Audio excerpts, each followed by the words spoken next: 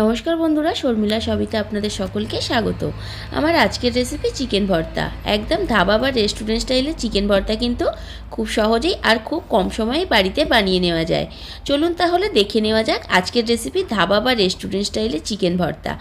ভিডিওটি ভালো লাগলে কিন্তু অবশ্যই লাইক, কমেন্ট অ্যান্ড শেয়ার করবেন। আর ভিডিওটি প্রথম থেকে শেষ পর্যন্ত দেখার অনুরোধ রইল। এবার সবার প্রথমে একটা বাটির মধ্যে দিয়ে দিয়েছি 2 চামচ পোস্ত, আর দিয়ে দিলাম 10 থেকে 12টা কাজু বাদাম, আর অল্প একটু জল দিয়ে ভিজিয়ে রেখে ওটা মিক্সার জারে দিয়ে পেস্ট করে নিলাম।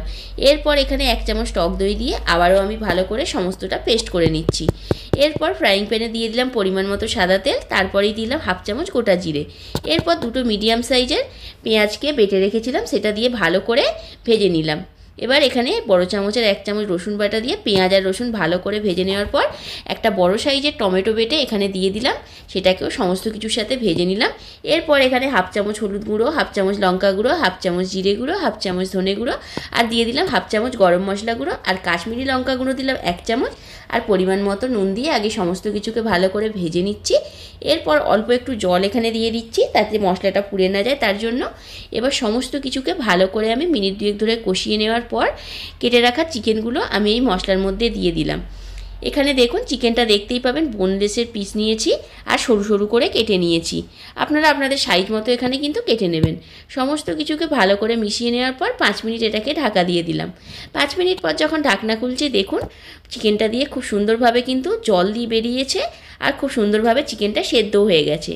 সমস্ত কিছুকে আরও মিনিট 2 ধরে ভেজে নেওয়ার পর এবার যে মশলার পেস্ট বানিয়ে রেখেছিলাম সেটা দিয়ে দিলাম। সেটা দেওয়ার পর মিনিট 5 ধরে আবারও আমি সমস্ত কিছুকে মিশিয়ে নিচ্ছি। এইভাবে আপনাদেরও মিশিয়ে নিতে হবে। এরপর সমস্ত কিছু মিশিয়ে নেওয়ার পর এবার এখানে বড় চামচে 2 চামচ ফ্রেশ ক্রিমকে ফেটিয়ে রেখেছিলাম, সেটা এখানে দিয়ে ভালো করে আবারও আমি এটাকে মিশিয়ে নিলাম। এরপর মিনিট 5 ধরে আবারও আমি এটাকে ঢাকা দিয়ে সেদ্ধ করে নিয়ে 5 মিনিট পর যখন ঢাকনা খুলছি, তখন দেখুন গ্রেভিটা খুব থিকনেস একটা ভাব এসেছে। এরপর 1 চামচ বাটার দিয়ে আবারও আমি ভালো করে সমস্ত কিছুকে মিশিয়ে নিচ্ছি।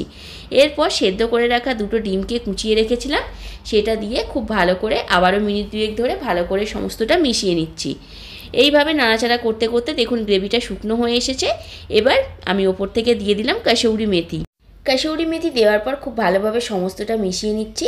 দেখুন আজকের কিন্তু ধাবা স্টাইলে চিকেন ভর্তা পুরোপুরি রেডি হয়ে গেছে। ভিডিওটি ভালো লাগলে বন্ধুরা একটা লাইক, কমেন্ট অ্যান্ড শেয়ার করবেন, আর চ্যানেলটিকে সাবস্ক্রাইব করে অতি অবশ্যই কিন্তু আমার পাশে থাকবেন।